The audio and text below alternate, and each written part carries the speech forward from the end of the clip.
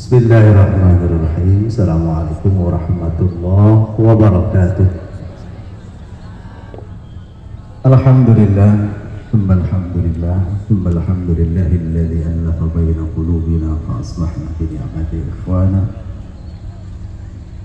Asyhadu an la ilaha illallah wa anna Muhammadan 'abduhu wa rasuluh. Allahumma shalli wa sallim wa barik ala hadha nabiyil karim العالم الهادي النظير البشير عليه أفضل الصلاة والتسليم وعلى آله وأصحابه وأنصاره وجنوده ومن تبعهم بإحسان إلى يوم الدين أما بعد فيا عباد الله أوصي بنفسي وإياكم بتقوى الله وطاعته لعلكم تفلحون. فقال عز وجل أعوذ بالله من الشيطان الرجيم يا أيها الذين آمنوا اتقوا الله ولتنظر نفس ما قدمت لغد واتقوا الله إن الله خبير بما تعملون. وقال أيضا سارعوا إلى مغفرة من ربكم وجنة عرضها السماوات والأرض وعدة للمتقين. صدق الله العظيم. Hadratul Mukarramin Muhtaramin yang sama-sama kita muliakan, Ketua Pimpinan Cabang Muhammadiyah Majenang beserta jajaran, Aisyah Cabang Majenang, Asyiatul Aisyah Cabang Majenang, Pemuda Muhammadiyah Cabang Majenang, semua pengurus PBH Al-Maftur Majenang dan segenap jamaah dan calon jamaah, para kasepuhan, ibu bapak rahimahullah. Alhamdulillah, kita bersyukur kepada Allah Ta'ala pagi hari ini. Allah memudahkan langkah kita untuk bisa silaturahim. Mudah-mudahan semuanya berkah barakah, sehat walafiat, semuanya diberikan umur yang panjang dalam kemanfaatan. Amin ya rabbal alamin. Semoga sehat semuanya nih, Mbak. Pagi hari ini hari Ahad, masih di nuansa Syawal walaupun pertengahan. Mudah-mudahan apa yang kemarin kita lakukan selama Ramadan Allah benar-benar mencatat menjadi bagian dari amal saleh kita. Amin ya rabbal alamin. Taqabbalallahu minna wa minkum siyaman wa siyamakum kullu 'amin wa antum bi khair minal 'aidin wal 'aid. Mudah-mudahan semuanya baik, semuanya sehat, semuanya makbul, semuanya menjadi lebih baik lagi di bulan Syawal. Saya ini harus menyampaikan apa ini? Dua tema yang diusung, satu silaturahim, yang kedua pelepasan jemaah haji gitu sakit. Untuk Syawal saya titip aja lah, pokoknya apa yang kemarin dilakukan di Ramadan jangan dikurang lagi, gitu aja lah, gitu makanya.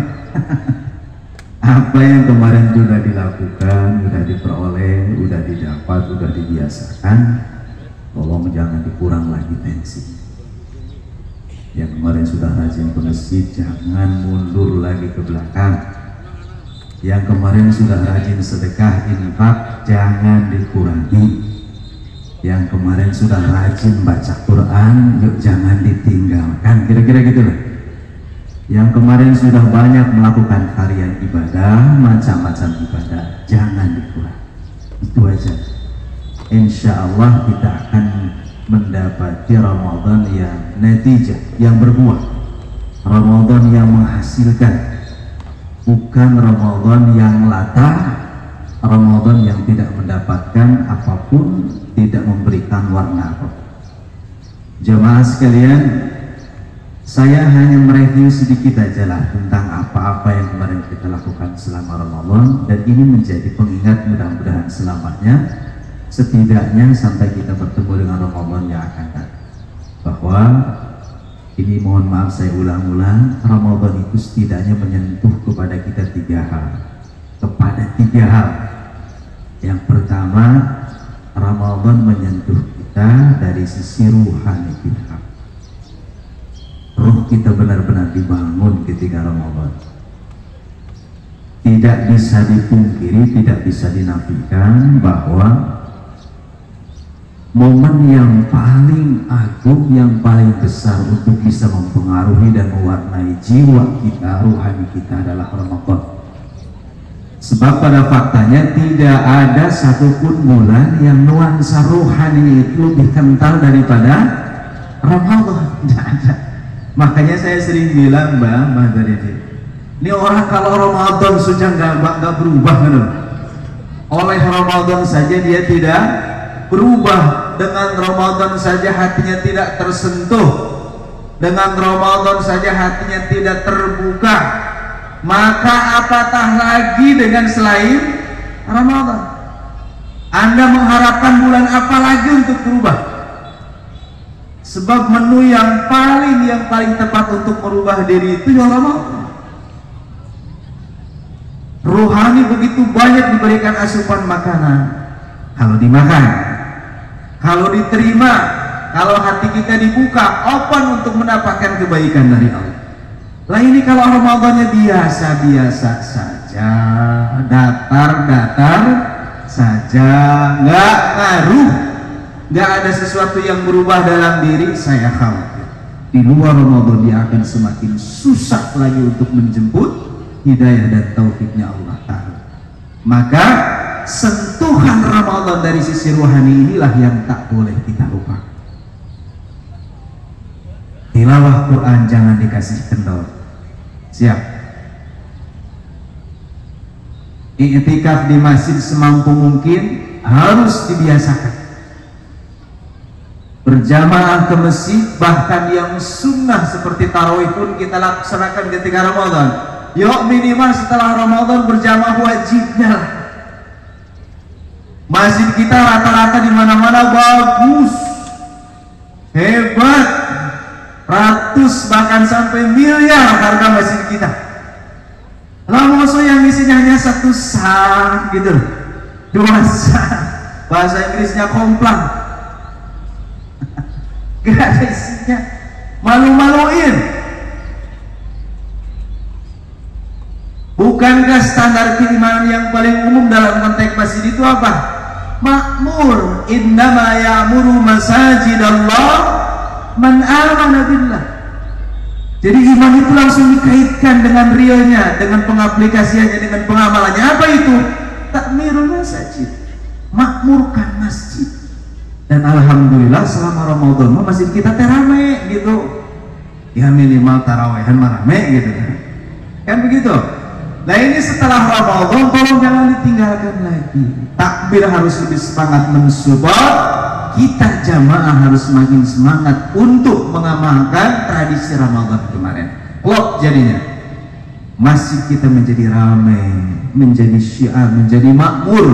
Anak-anak dibawa. Jangan dibiasakan masjid kita sepi dari anak-anak. Lalu nanti bikin rusuh di masjid Ustaz. Nah ini nanti harus dikomisikan. Tapi jangan sekali-kali masjid kita sepi dari anak-anak. Ini kadang-kadang aneh. Anak-anak nggak ke masjid, nggak tahu ke masjid, marah-marah kita orang tuanya. Anak-anak senang di masjid, kita pun jadi marah. Oh berisik, berjamaah nggak khusyuk, kayak biasa musuh baik gitu lah. Jadi di masjidnya berasa berisik, anak-anak nggak bisa diatur dan sebagainya. Ini tugas kita jamaah takmir masjid nanti mengalokasikan waktu, orang, tenaga, SDM untuk bisa membuat anak-anak nyaman di masjid tanpa harus mengganggu jamaah. Kalau kita lihat di kota-kota besar itu biasanya ada space tersendiri untuk mainan anak-anak, begitu ya, mainan ayunan dan segalanya. Nanti ada satu atau dua petugas yang memang dihususkan untuk menjaga mereka. Alhasil anak-anak tetap terakses dengan baik ke masjid. Mereka senang di masjid. Jangan sampai senang nongkrong di warnet, di warkop gitu ya, di perempatan. Setelah itu kita uring-uringan, kita bicara anak kita jauh dari masjid, tapi begitu ke masjid kita marah-marahi pula. Anak sangat senang di masjid. Makanya ada anaknya letuk, katanya di masjid itu nggak ada setan. Oh setannya lebih ganas daripada di tongkrongan. Ini nggak boleh ada. Lingkungan kita harus ramai. Syiar. Anak kita harus dekat dengan masjid. Dulu ketika kita masih kanak-kanak, saya umur belum seberapa, mbah, bapak, ibu semuanya merasakan betapa dekatnya kita dengan Masjid anak dulu itu yang namanya main ya pasti di masjid, pulang sekolah pasti ke masjid, nginep nanti malam di masjid, semuanya di masjid. Mereka nyaman dengan masjid karena masjidnya itu ramah. Nah sekarang takmir masjidnya itu galak-galak, nggak seneng, nggak nyaman orang di masjid, anak di masjid. Ayo ajak kembali, makmurkan kembali masjid kita, dibikin ramai, dibikin senang. DKM, para pemakmur masjid semuanya punya inovasi-inovasi, ada gerakan-gerakan yang bisa memancing orang untuk senang di masjid. Lakukan apapun itu, ada improv-improvnya. Nah, lakukan apapun itulah yang membuat orang bisa senang di masjid. Ayo, kebiasaan Ramadan ini jangan ditinggalkan. Apalagi tilawah Quran, apalagi sedekah, apalagi banyak hal dari varian ibadah Ramadan yang mesti harus kita lestarikan. Jadi kesimpulannya, memang dari semua macam-macam ibadah yang kita lakukan kemarin selama Ramadan itu seharusnya menumbuh suburkan, menyehatkan kembali ruhani kita, jiwa kita menjadi fresh kembali, hati kita menjadi lebih kuat dan lapang dan sungguh-sungguh kembali. Karena yang saya satu hal garis bawahi benar dari kegiatan Ramadan kita, bahwa Ramadan benar-benar mengajarkan kepada kita tentang mujahadah, kesungguhan yang luar biasa, rohul jihad wal mujahadah. Ramadan itu benar-benar membuat setiap kita yang melaksanakan ibadah menjadi pribadi yang sungguh-sungguh.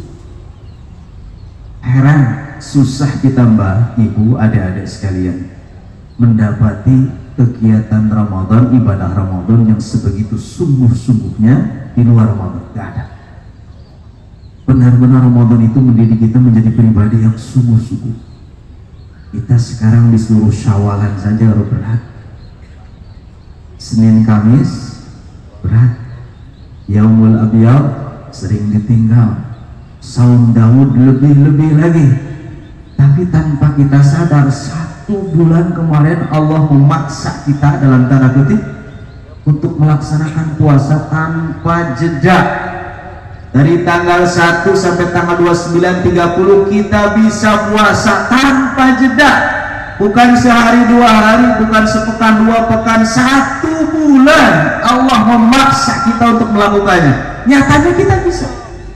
Kenapa sebab? Sebab kita mujahadah, sungguh-sungguh benar kemarin. Roh seperti inilah yang ingin kita lestarikan. Coba aja kalau di luar Ramadan kita masih terwarisi roh yang ini, semangat yang ini luar biasa. Semangat jihad kita membara, semangat mujahadah sungguh kita, kesungguhan kita benar-benar kuat. Kalau orang sudah sungguh-sungguh, maka apapun akan menjadi kebaikan bagi dirinya. Dan bahkan semua kebaikan pun Allah akan berikan kepada mereka yang memang benar-benar sungguh. Walladzina jahadu fina lanahdiyannahum subulana. Maka sesiapa yang bersungguh-sungguh fina dalam urusan kami, kepada kami, melakukan sesuatu untuk kami, lanahdiyannahum subulana, kami tunjukkan jalan. Jadi kalau kita bicara konsep sukses dalam Al-Quran, satu kuncinya sungguh, jahadu, sungguh-sungguh benar. Nanti setiap pintu-pintu kebaikan Allah bukakan. Dia adik-adik sekalian, anak-anak sekalian, kunci keberhasilan itu satu. Kalau konsepnya menurut ayat ini, jahadu, jihad, mujahadah, sungguh-sungguh. Santri itu memang harus punya mental yang ini. Tidak boleh ada santri layak, gitu ya, layak, suntai, santai, gitu ya. Perangah. Dan saya termasuk orang yang nggak suka dengan anak muda yang perangah-perangah itu ya. Mentalnya mental cemen, mentalnya mental lemes, harus kuat. Dan itu warisan Ramadan. Dalam amal kita pun begitu, apalagi dalam dakwah. Semua kita merasakan, yang jadi aktivis, yang jadi pengurus, di kita semuanya merasakan betapa berjihad melalui persyarikatan ini tantangannya bukan main-main.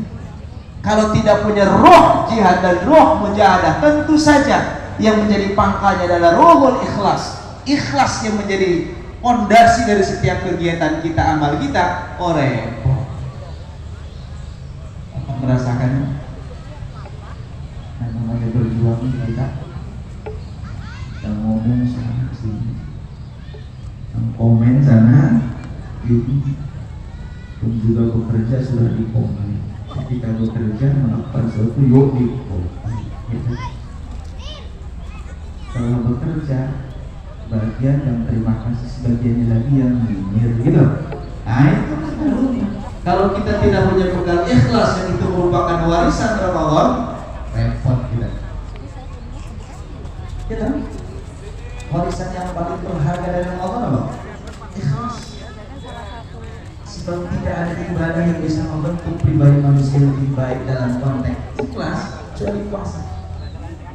Makanya dalam hadis Nabi Sallallahu Alaihi Wasallam bahkan puasa itu menjadi amal yang istimewa di hadapan Allah. Kullu amalin yang ada setiap amal manusia itu berbiasa illa shaum, kecuali balasan setiap amal itu langsung Allah berikan kepada si pelakunya. Illa shaum, alhamdulillah. fa innahu li wa ana ajzi, sebab ia untuk aku dan aku sendiri akan membalasnya. Kenapa sebegitu istimewanya ibadah puasa dibanding ibadah yang lain? Sebab benar-benar puasa akhir seperti kita. Isi ada buat ada yang lain bisa dipameri orang sholat, bisa dipameri jamaah, bisa dipameri, ya dong? Sehat. Haji, oh ibadah yang paling nentang ria itu ya haji, ya dong? Biayanya gede, pelaksananya syiar benar-benar ramai. Ini kalau tidak bisa menata hati, nggak repot ini. Ini sebelum, nanti sepulang haji, setelah haji lebih repot lagi, harus lebih ikhlas lagi. Jangan sampai kalau tidak disebut Pak hajinya nggak nengok. Jangan sampai kalau orang lupa bilang Bu hajinya nggak jawab, kan gitu. Oh selama-lamanya kita harus jihad melawan diri kita, nafsu kita. Jangan pengen disebut A, sebut B. Itulah barisan ibadah, barisan. Tapi yang namanya puasa benar-benar sepi apresiasi. Orang puasa itu mau buka atau enggak, mau melanjutkan atau enggak, sangat bisa dia memanipulasi. Ini geser deh, absen di mana? Sangat mudah. Masuk kamar mandi kunci sendiri makan. Masuk kamar bawa makanan, bawa kue kunci bisa. Pulang dari villa, ini kan jawabannya. Lidahnya kan beres. Karena memang tidak ada satupun ibadah yang lebih dahsyat mengajarkan kita tentang konsep mukhlis, ikhlas, menjadi dan membentuk karakter mukhlisina lahuddin. Dan kalau ini berhasil, kita benar-benar terdidik dengan semangat keikhlasan. Kita belajar benar tentang konsep ikhlas. Kita benar-benar menjadi muslim. Lepas Ramadan, kita benar-benar menjadi mukhlis. Orang yang benar-benar segala sesuatunya karena Allah semata. Orang kalau melakukan segala sesuatunya hanya karena Allah semata, bukan karena yang lain. Nanti masuk TV. Mujahadahnya akan terbentuk. Orang menjadi pelaya tidak istiqomah itu kan salah satu di dalam hatinya ketika dia pertama dia melakukan sesuatu belum ikhlas benar, sehingga hilanglah istiqomah. Orang kalau sudah nggak ikhlas mesti nggak istiqomah. Makanya orang tanya ke saya, bagaimana supaya saya bisa istiqomah? Allah itu kalau ibadah kata yang lain mesti itu rumus nggak akan istiqomah. Rumus itu Pak. Apa ya? Oh nggak, tapi ini nggak benar. Bukan karena apa lagi? Oh bagaimana rumus istiqomah?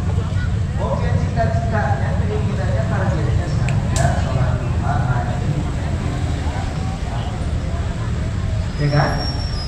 Saya rajin baca waqiah, baca Quran, bersedekah karena karir saya pengen baik. Ini nanti kalau sudah dikasih sama Allah apa yang dia harapkan, dia mesti pelajang-pelajang. Artinya dia sudah tidak ikhlas lagi. Sehingga ketika tidak ikhlas itulah akan tercerabut dalam hatinya istiqomah. Gak mungkin orang bisa istiqomah tanpa ikhlas, mustahil. Maka orang kalau kita ingin istiqomah, ya hal yang harus dibenahi itu dalam dirinya adalah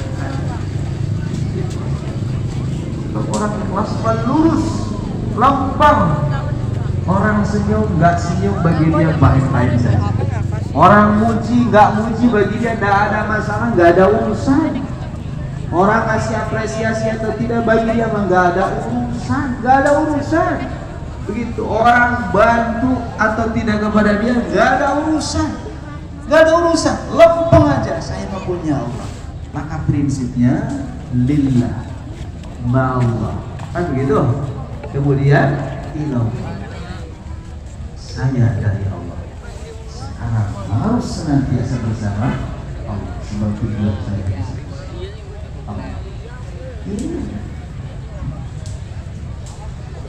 Ini tak peduli dengan apapun. Makanya istiqomah ibadahnya pun istiqomah lagi. Karena itulah kemudian ikhlas itu menjadi penting. Maka ayat yang Bapak Ibu hafal itu mestinya benar-benar kita perhatikan. Kenapa Allah mengatakan bahwa ibadah yang akan diterima dan ibadah yang terbaik itu semuanya berdasarkan keikhlasan? Inilah makna yang sebenarnya. Wa ma umiru illa liya'budullaha mukhlishin. Perintah, segala perintah dalam Al-Quran dan As-Sunnah, dalam ajaran agama itu selalu didasarkan kepada ikhlas. Inilah maknanya.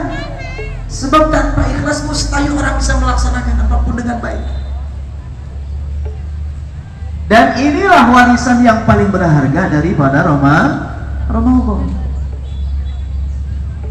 Maka kita harus makin lagi sekarang istiqomah, makin lagi mujahadah, tangguh nanti. Gak peduli dengan omongan orang, gak peduli dengan mulut orang, gak peduli dengan sikap orang.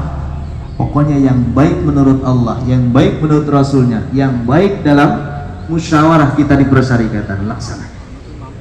Gak peduli apapun. Ini yang kedua, sentuhan Ramadan kepada kita adalah sentuhan fikri. Selama Ramadan kita kemarin banyak diwarnai dengan ngaji, baik online ataupun offline, nyatak seperti atau di HP. Pokoknya Ramadan itu penuh dengan menu ilmu. Di mana-mana kita disajikan ilmu. Tarawih bagi sebagian tempat ada yang kultum dulu atau setelah tarawih baru kultum, ya isinya ngaji dah. Subuh nanti ada ngaji lagi dah, kuliah subuh. Di sebagian tempat kalau di kota-kota besar ada kuliah duha. Bahkan ketika zuhur pun sebagian tempat ada apa lagi? Kajian zuhur. Nanti sebelum buka puasa ada lagi kajian menjelang berbuka atau kajian iftar. Semuanya Ramadan itu penuh dengan ilmu. Maka kebiasaan baik ini kalau dipelihara sekarang nih setelah Ramadan kita masih ngaji dan memang harus ngaji, wah itu luar biasa tobat. Makanya ibu, bapak, mbak semuanya tolong jangan ditinggalkan. Yang sudah dijadwalkan kemarin banyak pengajian, banyak taklim, banyak mujalasah, majlis-majlis di masjid kita, tolong jangan ditinggalkan sekarang di Syawal dan berikutnya. Nggak boleh. Karena Allah telah mendidik kita selama Ramadan tentang bagaimana kita menghiasi diri dengan ilmu. Ini sesuatu yang baik, tidak boleh kita tinggalkan, tidak boleh. Bukankah dalam agama betapa pentingnya yang namanya ilmu? Kan begitu. Gak ada satupun kebaikan yang akan diterima tanpa ilmu. Setiap dasar ibadah dalam agama itu mesti ilmu. Ayatnya ibu hafal, hadisnya ibu hafal, tinggal kita bagaimana mengimplementasikannya. Pokoknya harus ramai dengan ilmu. Masjid kita nggak boleh sepi dari ilmu, banyak majelis, banyak ta'lim, banyak majelis-majelis ilmu di masjid kita. Anak-anak dorong datang ke masjid, belajar ilmu di masjid. Kita yang tua-tua harus memberikan contoh kepada mereka. Jangan masjid itu hanya dipakai untuk berjamaah saja, jangan. Di zaman Nabi Sallallahu Alaihi Wasallam, masjid itu dipakai untuk apapun selama itu kebaikan. Bahkan latihan olahraga pun dulu di mana? Di masjid. Latihan bela diri dulu di mana? Di masjid. Masjid itu benar-benar menjadi sentra kebaikan. Bukan hanya sekedar sholat di masjid, kita akan sehari semalam hanya ramai beberapa waktu saja. Bahkan maaf, bagi sebagian tempat mungkin juga di antara masjid kita, terlepas dari berbagai alasannya lah ya, terlepas dari berbagai keadaannya. Kadang ada sebagian masjid yang lepas sholat itu dikunci lagi. Saya kadang-kadang gak habis pikir, mungkin masjid dikunci dong bang. Kurang aman Ustaz, yang begitu tambah security saja ya. Saya berharap sekali masjid di lingkungan kita jangan ada yang digembok. Mau mampir di luarnya sudah ada papan statusnya Masjid Banting Muhammadiyah. Begitu mau numpang sholat, buka pintu, kunci. Nah ini fungsi masjid kita buat apa? Ya Mbak, saya harap nggak ada di lingkungan kita ada masjid seperti itu. Nggak aman Ustaz, simpan satu orang. Loh dananya dari mana Ustaz? Kan ada kas masjid. Belum ada Ustaz, yuk disemangati jamaahnya supaya ada kas masjidnya. Nanti ada penjaganya. Rasanya malu-maluin ada masjid dikunci gitu loh.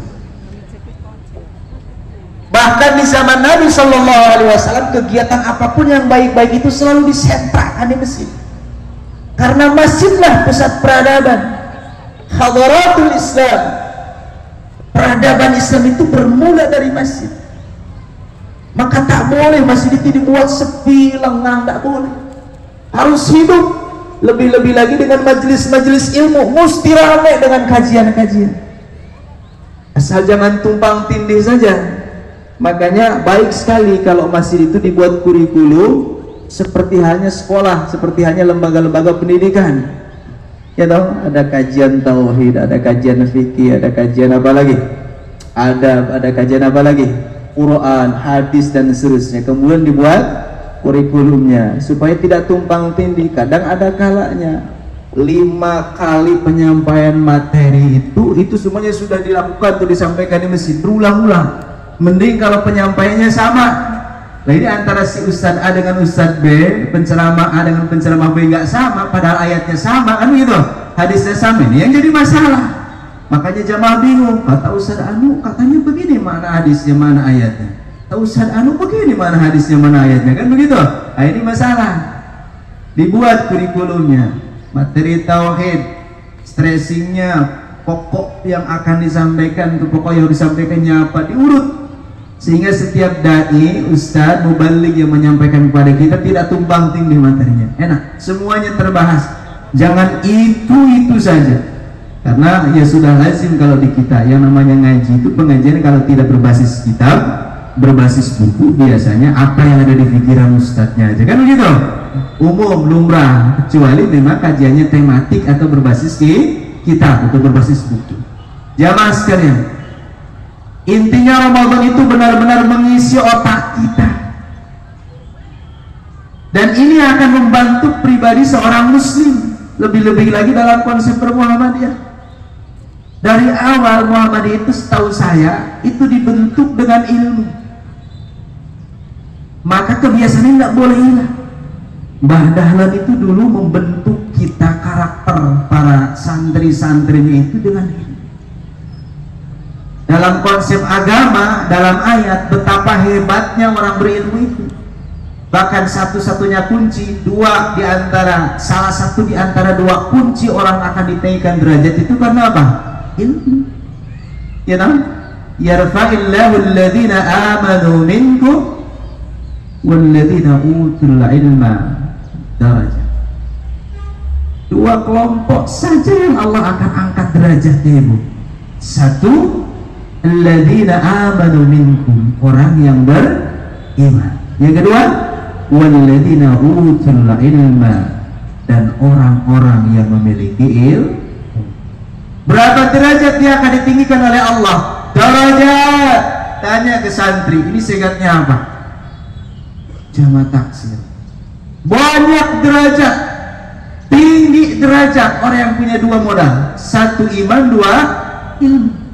Maka betapa pentingnya ilmu. Gak boleh kita kopong. Saya khawatir di tradisi ini bergeser dari tradisi kata kitab, kata Al-Quran, kata sunnah, kata ulama, menjadi kata saya. Yang lebih parah lagi katanya, gitu ya. Lalu Anda melakukan itu, kenapa? Apa dasarnya? Katanya sih. Nah ini nih, repot nih kalau gitu katanya. Kita dididik itu dari dulu nggak begitu. Kata Al-Quran, kata sunnah, kata para ulama, kata kitab begitu. Tradisi kita memang tradisi ilmiah dari dulu. Ini nggak boleh. Nggak boleh hilang. Dan Ramadan mewariskan kepada kita untuk itu. Semangat ngaji, semangat ta'lim wa ta'allum, itu luar biasa ketika Ramadan. Saya selalu khawatir nanti lepas Ramadan jangan-jangan kita lebih sepi lagi dari ta'lim. Nggak boleh. Lanjutkan. Yang ketiga, warisan Ramadan kepada kita adalah bagaimana cara Allah untuk menyehatkan, merefresh kembali jasad kita, tubuh kita, badan kita, fisik kita disehatkan kembali. Kata Nabi SAW, sumu tasihhu, puasalah kalian, niscaya kalian sehat. Barangkali ada yang punya pengalaman dengan saya, ibu, bapak, mbak. Ini kemarin selama Ramadan itu badan kita serasa fresh banget ya, fresh banget, senang, ringan banget badan kita. Ini jujur nih, pada turun nggak kemarin berat badannya selama Ramadan? Turun nggak? Nah sekarang gimana? Jujur banget. Memang dididik jujur sih ya. Memang begitu.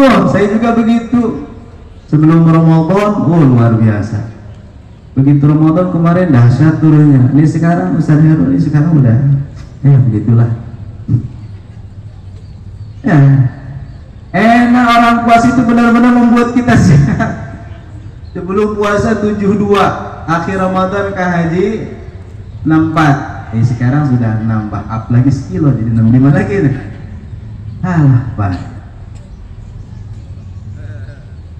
Orang nanya ke saya, Ustaz kelihatan kecil tapi bobotnya gede gitu.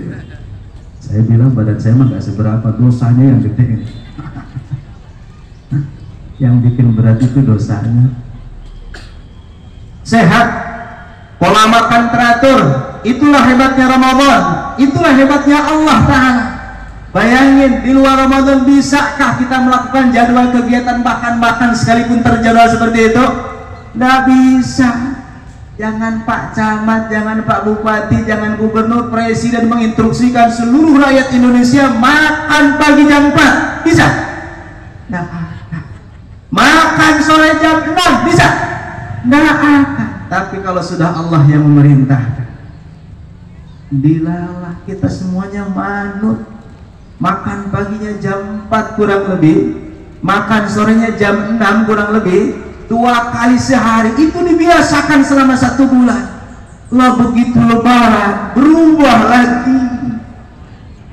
Alasannya silaturahmi, sana sini ditawari opor, tawari daging, kupat pasti banyak, ya dong. Terus sawalan mandan susah, alasannya toples masih penuh, kulkas masih berjejar makanan, ya dong. Makanya saya kadang-kadang berpikir, ibu mohon maaf ini, kata Nabi SAW bahwa puasa Syawal itu terlepas dari perbedaan mazhab ibu, saya akui dalam kita bicara mazhab itu di antara 4 mazhab benar, Imam Malik itu bahkan memakruhkan puasa Syawal. Tapi setahu saya Muhammadiyah itu bagian dari kelompok jamiah organisasi yang memahami bahwa puasa Syawal itu punya sunnah. Ini adalah hasil dari pemahaman kita bahwa Nabi Shallallahu Alaihi Wasallam sudah menyampaikan dalam banyak hadis Kata Nabi sallallahu alaihi wasallam, "Man shoma Ramadan," sesiapa yang puasa Ramadan, "Tsumma sittan min Syawal," diikutkan 6 hari di bulan Syawal, maka nakasawmi dahri, maka dia seolah puasa selama 1 tahun. Ibu, Bapak, kadang tidak masuk akal. Orang puasa Ramadan tambahkan lagi 6 hari di bulan Syawal, tapi pahalanya sama seperti puasa selama 1 tahun penuh. Tidak? Puasa Ramadan 30 hari tambah 6 hari di bulan Syawal, tapi pahalanya sama seperti puasa 1 tahun penuh. Kadang nggak logis. Tapi kalau kita bicara realitas, kenyataan, baru kita ngeh. Kenapa sih pahalanya sebegitu besar banget? Oh ternyata memang berat sekali puasa Syawal itu bagi sebagian orang ini, Pak.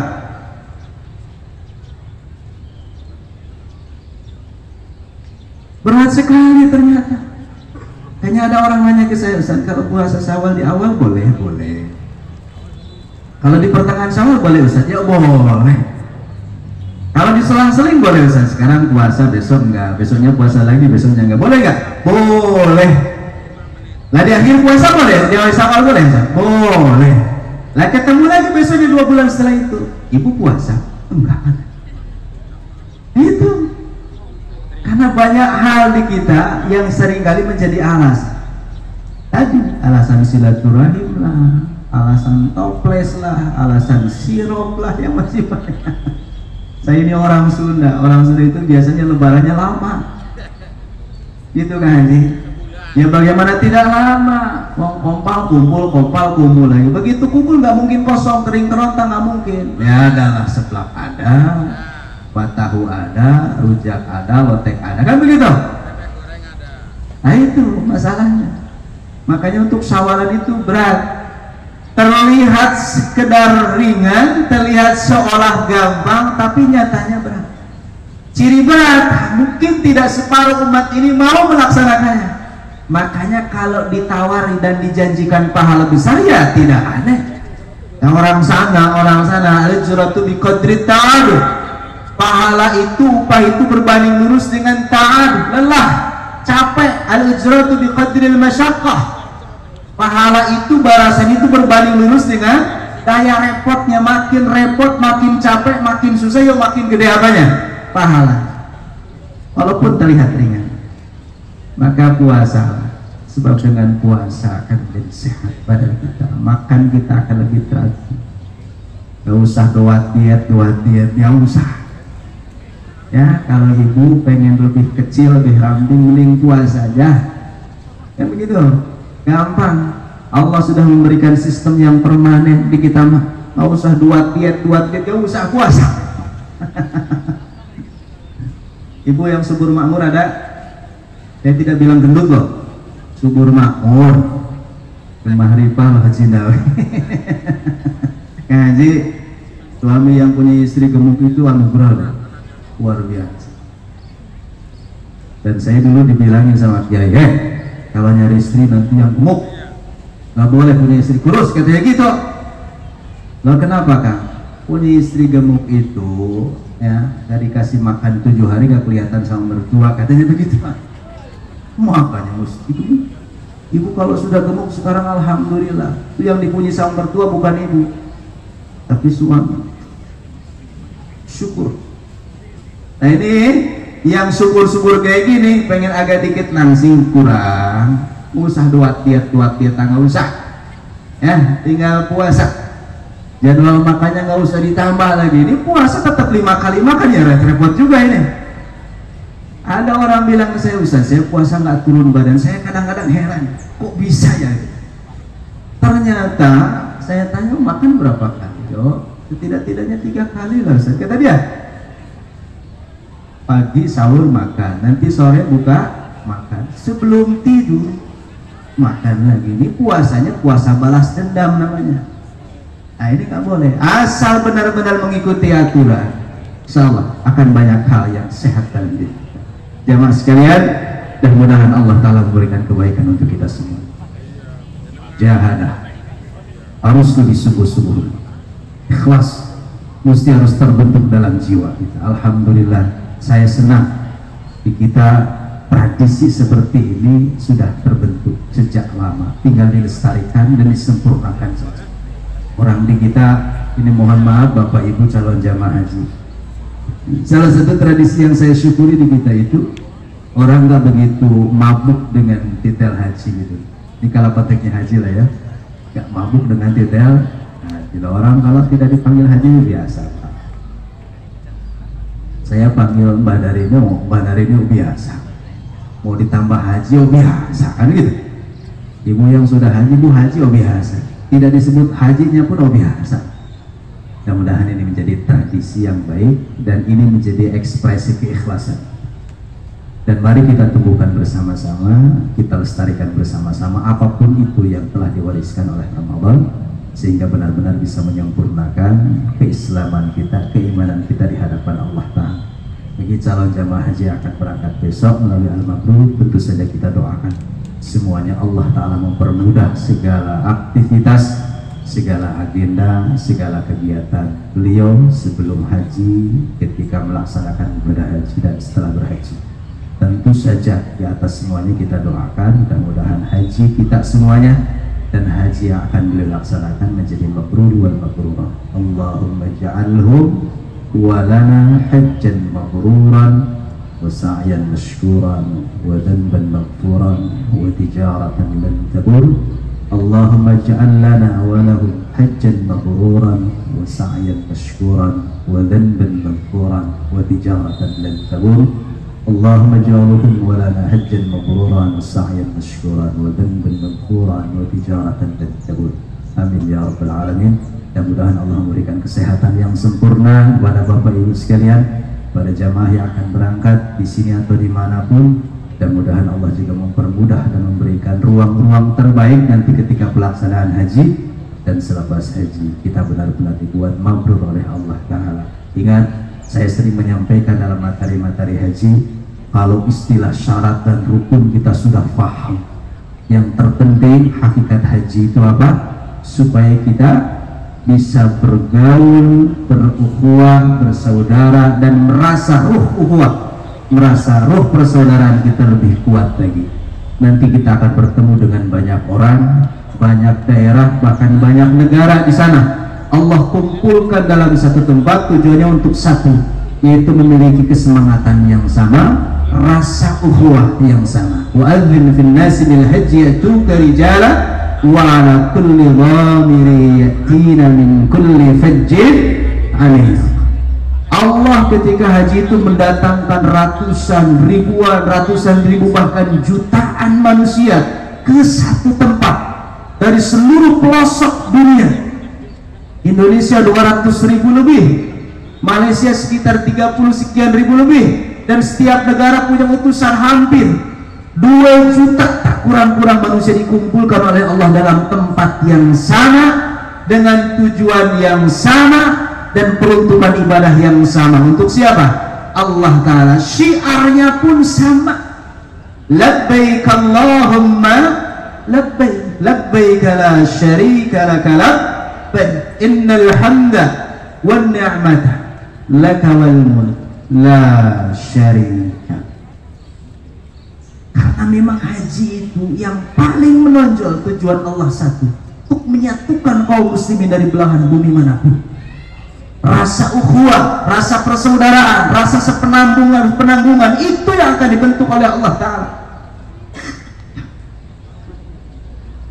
Bayangkan saja, jutaan orang berkumpul dalam satu tempat, luar biasa. Makanya dulu kenapa kompeni penjajah itu begitu tak suka dengan yang namanya ibadah haji. Orang melaksanakan ibadah haji dari Indonesia ke tanah suci sana dulu selalu saja disabotase. Gimana? Kapalnya ditenggelamkan, kan begitu? Jamaahnya dibinasakan. Dulu begitu. Kenapa?